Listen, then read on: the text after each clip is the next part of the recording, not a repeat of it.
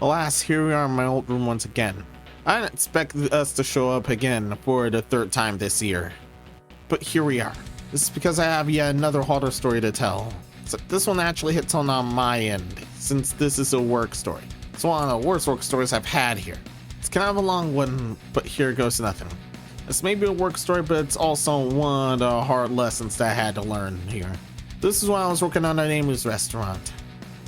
And on the last hour of the workday, I was serving a trio that turned out to be some crooks. There were three in the party: a rancher-looking human, a giant golem, and a small one that looked like a bit one of the pus monsters that were crewmates. They asked for a huge word and paid with cash, which one of the bills looked bluish. This was something I feebly ignored because I had the end of day hype after working 5 hours straight, and that was my first mistake.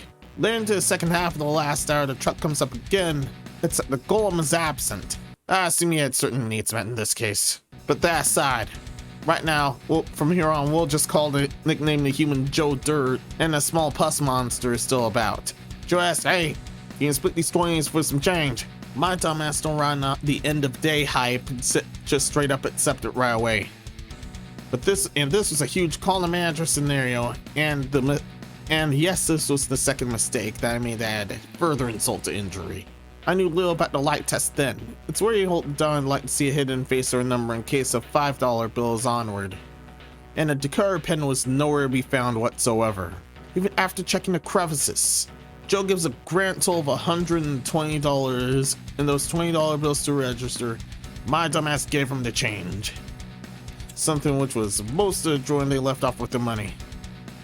End of day comes finally, and I'm about to embark on a quest for a long walk to GameStop until my manager Ace calls me into the office and told me that $120 and $20 bills were all fake after using a spare decoder pen in his office, and I saw the harrowing evidence.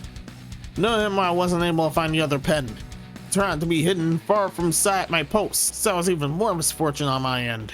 I'm now leveled with two options: pay the $120 in full at once, or get ridden up by a theft that Joe Dirt and his circus animals commit and be forced back to square one. The Scream Square was full of my folks to stay in for so many years ago, since being legally able to get a job, with 2 strikes left. Not a good time. I asked to head to Yakumo's to get the $120 bills and weigh my options there. At Yakumo's, I had the men's bathroom either tell my stepdad the bad news, knowing full damn well that he either gets heavily sour every time a financial crisis happens, and top that off, I was the human wallet for this period, since it often happens every time the rent beats everyone like a punk rocker's drum. Or tell my mom, even though she'll yell to quit my job early instead if my plan go over a year. After the other times earlier in, when my drawer was $20 to $30 short for the day. That's one of 2 bullets I was forced to bite. I tried to reach Dad first, but to no avail, so I chose to call Mom instead. Much to my luck, this time she understood all of what just happened. And after a conversation, without restoring the screeching, something that was heavily unexpected, got to check the ATM if I had enough. I thankfully did. After throwing away my situation in, I decided to get the money, walk back to Remus, and paid Ace the full $120, even though it broke my bank for the next 2 weeks. With Mom getting a call about the situation with Ace and finally understanding the problem. If they ever show up again, we'll get those guys, said Ace. From that point forward, Ace then offered a free meal since this fiasco almost pitted me out from the start of the whole 2 weeks, which was the pay period for the job.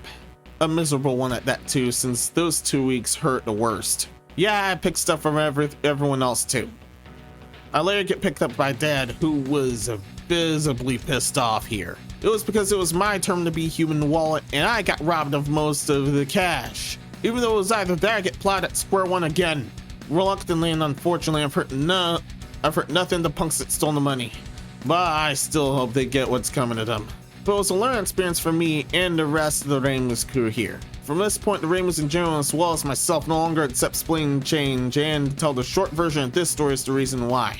I learned to check the bugs by correctly using the light test because all the decoder pens, save for the office one, was gone until literally that December.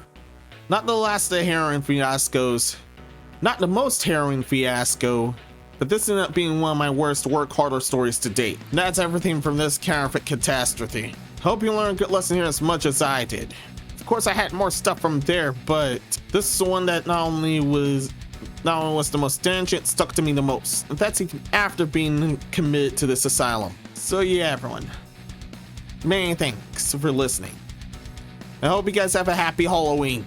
Let's just hope it's far more fortunate than past Mills had to deal with right here.